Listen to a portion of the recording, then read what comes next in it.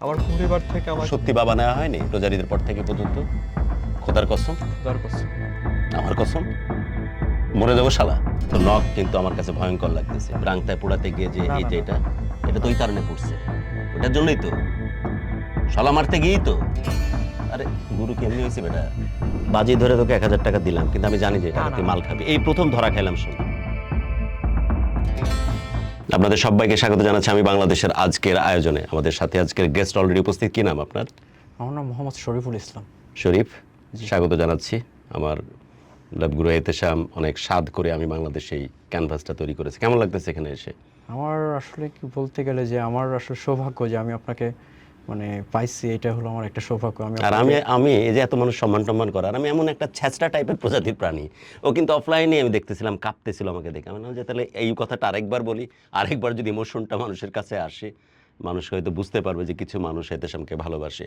2010 সালে আমি ঢাকাতে আসি ওকে, প্রথম। আমি দর্জি কাজ করি। তখন ঢাকাতে আসার পরেই খুব ভালো ছিলাম। তো এরপরে আস্তে আস্তে এটা সঙ্গদোষে পড়ে যে মাদকের সঙ্গে জড়িত হয়ে যাই।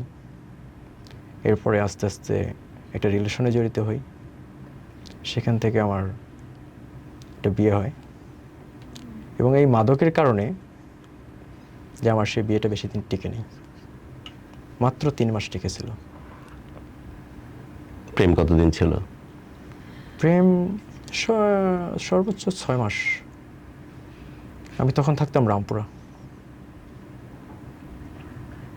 আর আমার প্রাক্তন ওয়াইফ, উনি বেটার লাইফে নার্স ছিল, দর্জির কাজ করতেন, ভালো ইনকাম করতেন, ভালো ছিলেন। ভালো ছিল। বেটার লাইফের একজন নার্স মানে তারও ইনকাম অবশ্যই এক্সপেক্টেড লেভেল। দুজন মিলে ভালো ছিলেন, ভালো থাকার কথা। জি। সবকিছু ধ্বংস হলো কিসের কারণে? নেশা। নেশা। কি নেশা দিয়ে শুরু হয়েছিল? প্রথম বলতে গেলে প্রথমে শুরু হয়েছিল যে মানে যে আমি যেখানে কাজ করতাম, আসলে আমাদের কাজের পরিবেশটা না মানে খুবই খারাপ। আমাদের এই কাজের ভিতরে অনেক মানুষে না এগুলো নেশা করে। ওকে, তো এদের মাধ্যমে তারা তো খায়। তো একদিন দুদিন দেখা যাচ্ছে একটু খায়। গাঁজা? হ্যাঁ, জি। জি, তারপর? তো খাওয়ার পরেই একদিন খাওয়ার পরে ভালো লাগছে, মাথাটা গাঁজা ঝিমঝিম খাওয়ার পর, করতো। হ্যাঁ। হ্যাঁ, মাথাটা ঝিমঝিম করতো, ঘুম আসতো খুব ভালো। হুম রাতে কাজ শেষে খাইতাম, খুব ভালো ঘুম হইতো। হুম। এবং আস্তে আস্তে কাজের মধ্যেও অপেক্ষা শুরু হয়ে গেলো যে কখন কাজের কাজ মধ্যে- শেষ হবে, কখন খাবো। হ্যাঁ, কখন খাবো। হুম এর ভিতরে দেখা যাচ্ছে অনেক সময় ভালো লাগতো না, একটু মানে বিষণ্ণতা লাগতো। হুম তো দেখা যাচ্ছে ওরা খাইতো, বলতাম ভাই এক টান দেওয়া যাবে, হুম হুম। অফার করতে, হ্যাঁ আসেন। তো এখান থেকে শুরু। তো এরপরে থেকে আস্তে আস্তে এটা থেকে শুরু হয়ে গেল কি তখন তো তুমি নিজেও জানতে শরীফ একটা টানি তো এটার এমন কি না, ঝামেলা না, হবে? আমি আসলে মানে তখন এতটা আমি বুঝতে পারতাম না এটা এতটা ভয়াবহ আমার লাইফে চলে আসবে। একটা টানি তো। একটা টানি তো। তো একটা থেকে শুরু খুব ভালোই চলতেছি, কিন্তু প্রাসঙ্গিক ক্রমে বলে রাখি, একটা টান গোটা বাংলাদেশের পুঙ্গি বাজায় দিছে। বাঙালি জাতি এখন দুইটা জায়গাতে প্যারালালি কম্পিট করতেছে, যে জাতি হিসাবে ধর্ষণে আগায় আছে। সো দিস ইজ অ্যাবাউট এই একটা টান, একটা জাতি, একটা দেশ, গোটা পৃথিবীর পুঙ্গি বাজায় দিতে যথেষ্ট। তো একটা পর্যায়ে ওই আমাদের যে কাজের কারিগররা, তো এদের ভিতরে কেউ আবার এয়াবার, তখন এয়াবারটা একটা মানে নতুন ক্রেজ, নতুন craze। নতুন কিক তৈরি করতেছে। তো ওকে, এটা হলো কোথায় কোন সময়টাতে আমি এটাতে চলে আসলাম। এটা হচ্ছে যে আমাদের রমজান মাসে না প্রচুর কাজ থাকে, রাত জাগে কাজ করতে হয়, সারা রাত কাজ করতে হয়, রাত 4টা 5টা পর্যন্ত কাজ করতে হয় আমাদের। তো দেখতাম আমার পাশে একজন কোট সেলাই দিত। তো ওই কোট প্যান্ট ভাই, উনি সারা রাত কাজ করতো কিন্তু অনেক কোনো ক্লান্তি ছিল না। তো ওনাকে বলতাম যে ভাই আপনি সারা রাত কাজ করেন, দিনেও ঘুমান না, কিন্তু আপনি এত এনার্জি পান কোথায়? বলে যে এনার্জি তো পাওয়ার মতো আছে, ওষুধ আছে। ওষুধ আছে। তাই আমি কই ভাই আমাকে একটু দেন না। মানে একটা পর্যায়ে হতো কি যে 20 রোজার পরে শরীর খুব ক্লান্ত হয়ে যেত, আর কাজ করার এনার্জি থাকতো না। তো বলতেছে ঠিক আছে 500 টাকা দাও। আমি তাকে 500 টাকা দিলাম। সে কোথা থেকে ম্যানেজ করলো। তার বাসা ছিল নরসিংদীতে, সে কাজ করতো রামপুরাতে। তো দিলাম, তার বাসায় গেলাম। তার বাসায় যেয়ে সে আমাকে সব কিছু অ্যারেঞ্জ করে সে প্রথমে খাইলো। খাওয়ার পরে বলেছে এইভাবে এইভাবে খাইতে হবে। তা আমিও খাইলাম। খাওয়ার পরে জানতে না তুমি যে আমি কি এটা? জানতাম না। হ্যাঁ আমি আসলেই জানতাম না তখন। ভাইরে, অ্যাটলিস্ট মানুষ এতটুকু তো জানে, জিভার নিচে পয়সা দিয়ে রাংটা পেঁচায় যখন এভাবে টানতেছে, না, এটা অ্যাটলিস্ট উনি কিভাবে ওই খাইতে খাইছিল? হলো বোতলে মুখা দিয়ে। ওই তো একই ব্যাপার। আচ্ছা আচ্ছা। তো এটা আর আর যাই হোক মেডিসিন হওয়ার কথা না, একটু জানতে না? মানে আমি এতটুকু জানতাম না। তো এটা ১ম দিন যখন আমি নিলাম, নেওয়ার পরে প্রায় আমার বমি হওয়ার মনে কথা? আছে যে আমি প্রায় আপনার ৩০ ঘন্টার মতো আমার চোখে কোনো ঘুম ছিল না। Energy level? Energy level high ছিল। হুম। আমি মনে আছে যে আমার ওই দিন আমি সর্বোচ্চ কাজ করছি প্রায় ৩,০০০ টাকার কাজ। তো কাজের এনার্জি চলে আসছে, হিউজফুল টাকাও ইনকাম হচ্ছে। তো ওনাকে পুরা ওই ২০ রোজা থেকে চাঁদ রাত পর্যন্ত প্রতিদিন ৫০০ করে টাকা দিতাম। কারণ আমার এখানে তখন তো আমার মানে ১,০০০ টাকার জায়গায় আমি সেখানে ইনকাম করতে পারছি ২৫০০ থেকে ৩,০০০ টাকা। আমার মানে সিগারেট আর এটার পিছনে আমার ১,০০০ টাকা ব্যয় করলে আমার গায়েই লাগতেছে। প্রেম চলতেছে ওদিকে? এইদিকে আমার এটা চলতেছে, প্রেম? প্রেম চলতেছে। মানে লাইফ ইজ সো বিউটিফুল। হ্যাঁ, আর আমি তার প্রতি খুব কেয়ারফুল ছিলাম। তো মেডিকেল থেকে বের হওয়ার আগে কিন্তু আমি যাইতাম, রিক্সা করে তাকে বাসায় দিয়ে আসতাম, এবং মেডিকেল আসার পর্যন্ত আমি বাসায় যেয়ে রিক্সা করে নিয়ে এসে মেডিকেলে দিয়ে দিতাম। মানে আমি এতটা তার প্রতি কেয়ারফুল ছিলাম। তো তার বাড়ি ছিল গোপালগঞ্জ, হিন্দু মেয়ে ছিল। তো একটা পর্যায়ে সেও বুঝতে পারে যে আসলে আমাদের যে রিলেশনে আমরা আগাচ্ছি এটা কখনোই সম্ভব না বাস্তবে, কারণ আমি একজন মুসলিম, সে একজন হিন্দু। তো একটা সময় সে আমাকে মানে আমার কাছ থেকে সে সরে যেতে চায়। তো আমি তাকে নানানভাবে বোঝাই যে দেখো, অনেক মানুষ তো হিন্দু মুসলিম একসঙ্গে হয়, অনেক ফ্যামিলি আছে যারা হলো যে মানে দুই ধর্মের কিন্তু এক পরিবারে বসবাস করে, তো হয়তো আমাদেরটা ঠিক হয়ে যাবে। হঠাৎ করে একদিন সে আমাকে ফোন করে বলে, শরীফ তুমি কোথায়? আমি বলছি আমি কাজ করতেছি। বলতেছে আমি গাবতলীতে আসছি, তুমি আমাকে নিয়ে যাও। হুম। আমি গাবতলীতে আসি, তুমি আমাকে এসে নিয়ে যাও। আমি বাড়ি থেকে চলে আসছি, আমার টানে চলে আসছে সব কিছু ছেড়ে। আমি সঙ্গে সঙ্গে ফ্যাক্টরি থেকে বের হলাম, বের হওয়ার পরে চলে গেলাম গাবতলী সিএনজি নিয়ে যেয়ে তাকে রিসিভ করলাম, রিসিভ করে নিয়ে আসলাম। রাতের ভিতরে আমি চলে আসলাম মোহাম্মদপুর। আসার পর এখানে আমার থাকতো, আমার এলাকার এক ভাই থাকতো। ভাবি আমাকে বলতেছে এটা তো সম্ভব না। ঝনু বলতেছিল যে, ওর নাম ছিল ঝনু বারই। তো বলতেছিল যে না, আমি তো বাড়ি থেকে চলে আসছি, আমি যাবো না, আমি ওকে বিয়ে করব। বিয়ে হলো, আমি বাবুর রোডে বাসা নিলাম। বাসা নেওয়ার পরে কাজ করতাম তো রামপুরায়, ওইদিকে আর কাজ পাইতাম না। হঠাৎ করে একটা নতুন এলাকা, কাজ ম্যানেজ করতে পারতাম না, এখান থেকে যাতায়াত করতে খুব কষ্ট হতো। সংসারে একটা মানে সংসারে একটা টান চলে আসলো, একটা নতুন সংসার। আর এর ভিতরে আমার বাবা মা কিন্তু খুবই গরিব, আমি বাড়ি থেকে কোনো রকম সাপোর্ট পাইনি। তো সাপোর্ট না পাওয়ার কারণে তো আমি এখান থেকে যাইতাম, কাজে খুব একটু থাকতো, সংসারে একটু থাকতো। এর ভিতরে আমি একদিন বাসায় বাসায় সে কিন্তু এটা দেখে ফেলছে। দেখে ফেলার পরে তো অনেক কান্নাকাটি। তো আমি প্রতিজ্ঞা করলাম যে ঠিক আছে, তোমার জন্য এটা ছেড়ে দিলাম। কিন্তু আসলে আমি ছাড়িনি। প্রতিজ্ঞা করলাম এটা তোমার জন্য আমি ছেড়ে দিলাম, তাকে কথা দিলাম। কিন্তু সে এটা বুঝে ফেলছে যে আমি একটা নেশায় চলে গেছি। তো বাজার ঠিক মতো হয় না, নতুন বিয়ে করছি, আমার পরিবার থেকে কোনো আর্থিক সাপোর্ট পাচ্ছি না, তাকে কোনোভাবে কোনো কিছু দিতে পারছি না। কিন্তু আমি তাকে আশা দিচ্ছি যে হ্যাঁ, কিন্তু আমি আসলে ওই সময় চাচ্ছিলাম যে এটা থেকে বের হয়ে যেতে, কিন্তু পারতেছিলাম না। আর এর ভিতরে তার বাড়ি থেকে তাকে খোঁজা শুরু করলো। তো আমি চালাকি করে ওকে বললাম যে তুমি বলো যে আমরা বিয়ে করে ফেলছি, ছেলে হিন্দু। তো আমি হিন্দুভাবেই তাকে তার মায়ের সাথে কথা বললাম। তো বলতেছে আসো, বাড়িতে আসো, যেহেতু বিয়ে হয়ে গেছে এখন আর কিছু করার নেই। কোথায় বিয়ে করছো? আমি বললাম মালিবাগ মন্দিরে বিয়ে করছি আমরা। তো সব কিছু তো একটা সময় এই 3 মাসের মাথায় সে বুঝতে পারছে যে আসলে আমি ভুল পথে চলে আসছি। তো হঠাৎ করে একদিন আমি দোকান থেকে বাসায় যাওয়ার পরে দেখি সে নেই, চলে গেছে। তো যাওয়ার পরে কতদিন আগের ঘটনা? এটা হচ্ছে আপনার এই তো 16 সালে, 2016। তো সে একটা সুন্দর একটা চিঠি লিখে গেছে যে আমি তো ভুল করছি, তারপর আমার বাবা মা কিন্তু আমাকে মেনে নেবে, কিন্তু আমি সব কিছু ছেড়ে কিন্তু তোমার কাছে আসছিলাম, কিন্তু তুমি যে পথে চলে গেছো এখানে আমার থাকা সম্ভব না। আমি তোমাকে খুব ভালোবাসি, কিন্তু আমার এত কিছু ভুল করার পরেও কিন্তু আমার ফ্যামিলি আমাকে মেনে নেবে। আর তোমার কাছ থেকে চলে যাওয়ার একটাই কারণ, এটা হচ্ছে যে তুমি নেশা করো। তুমি এটা কখনো ছাড়তে পারবে না, নেশাখোররা কখনো নেশা ছাড়তে পারে না। পাগল হয়ে গেলাম, ওখান থেকে বাসা ছেড়ে দিলাম, আবার চলে আসলাম। ও, এর ভিতরে আমার বাবা মার সাথে মানে আমার তেমনটা যোগাযোগ করতাম না। মানে বাবা মা তেমনভাবে আমাকে মানে বিভিন্ন সময়ে সমস্যা পড়লে তেমন আর্থিক সহায়তা করতে পারতো না। এই কারণে বাবা মার প্রতি একটা আস্তে আস্তে ক্ষোভ সৃষ্টি হয়ে গেছে। আবার আমার ফ্যামিলিতে আমার বাবার দুটো পরিবার, তো আগের পরিবারে ভাইরা আছে, ওরা আমাকে ভালোবাসে না, এখনো ভালোবাসে না। আমি চাই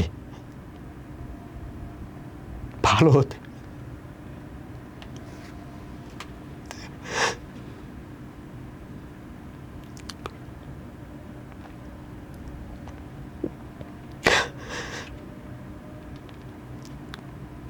আমি বুঝতে পারছি এখন যে আসলে আমি আস্তে আস্তে সব জায়গা থেকে সরে গেছি, আমাকে কেউ বিশ্বাস করে না।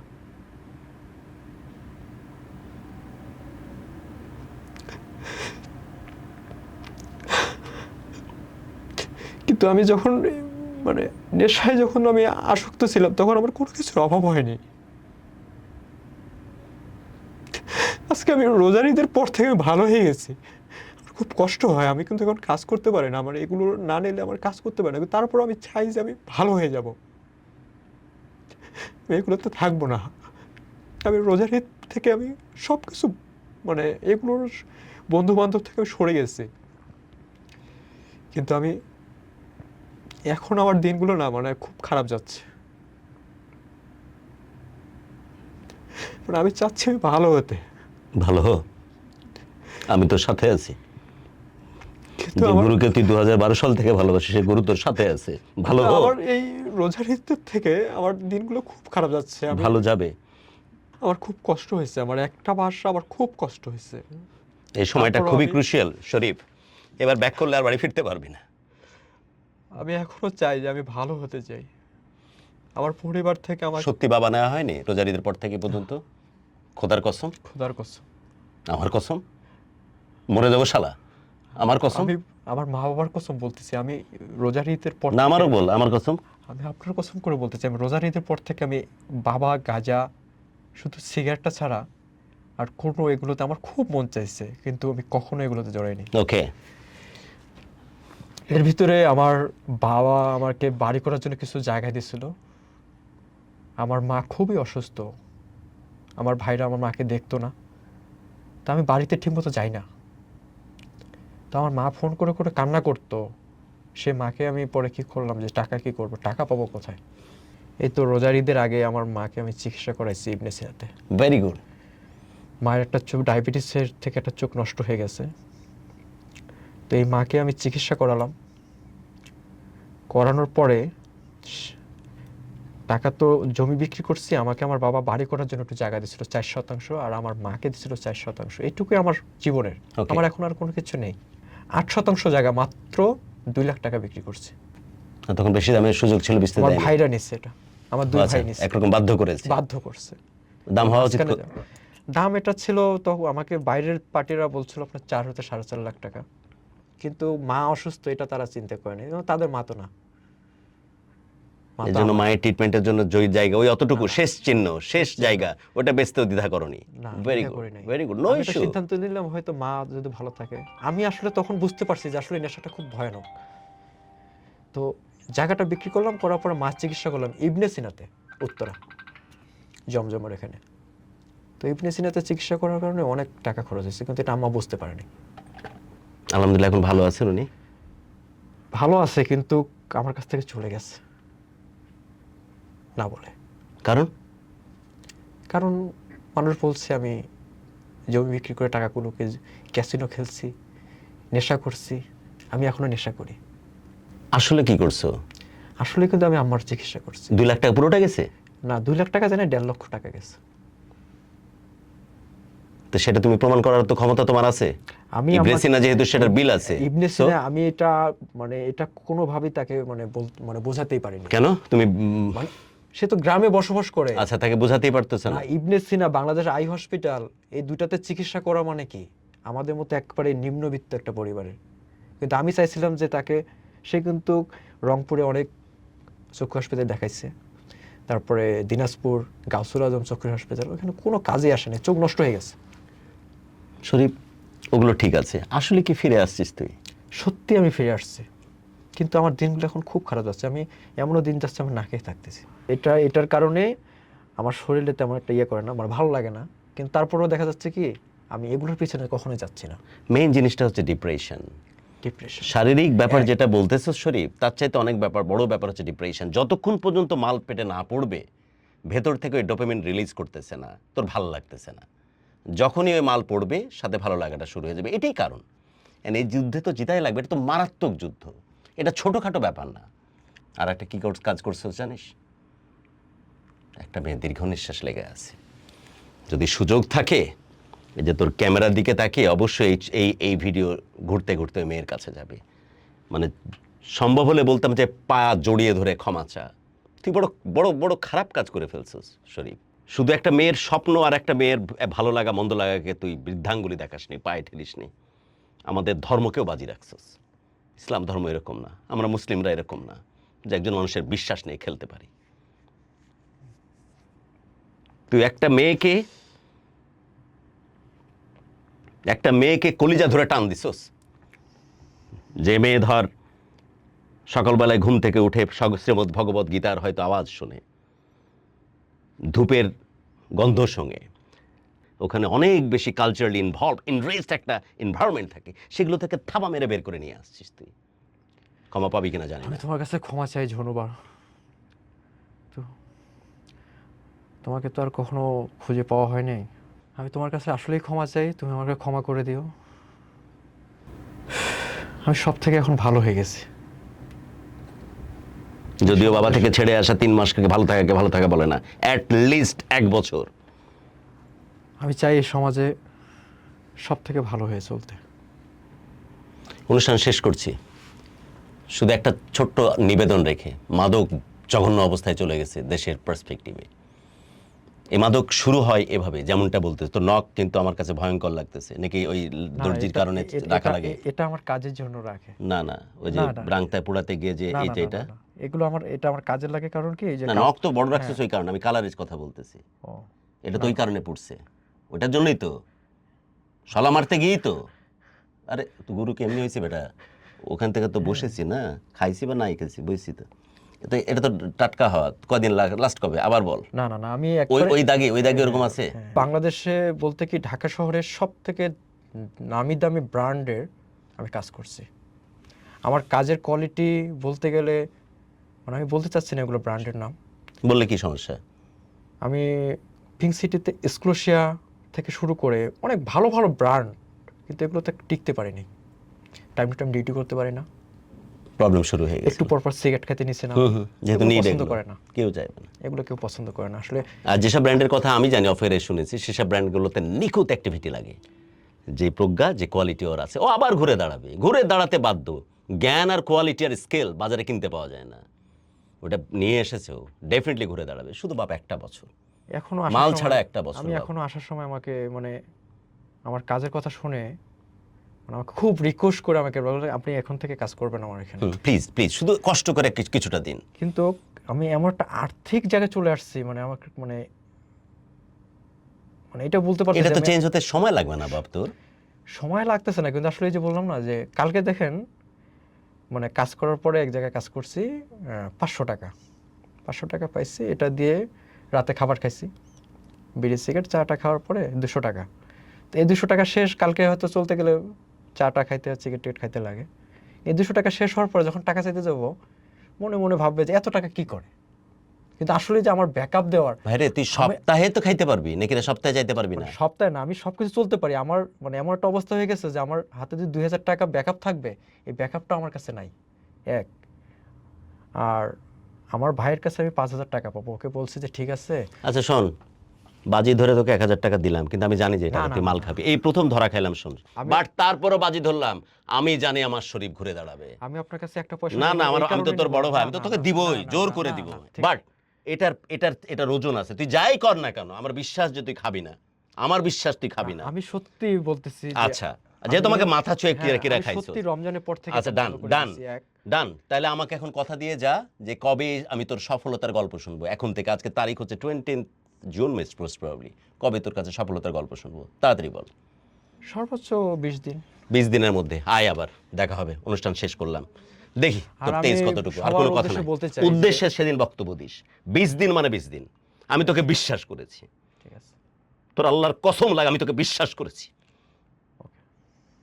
আর আপনি আমাকে অবজার্ভ করে দেখতে পারেন। আমি তোকে বিশ্বাস করেছি, তো আল্লাহর কসম লাগে। আমি এখন কালাচাঁদপুর ডিউসি, আমি তোর ঠিকানা এখন নিয়ে রাখবো, আমি আমার মতো ইনভেস্টিগেট করব, 20 দিন পর তুই নিজ দায়িত্বে আমাকে ফোন দিয়ে আমার প্রোগ্রামে আবার আসবি, তোর আল্লাহর কসম লাগে, আমি তোকে বিশ্বাস করেছি।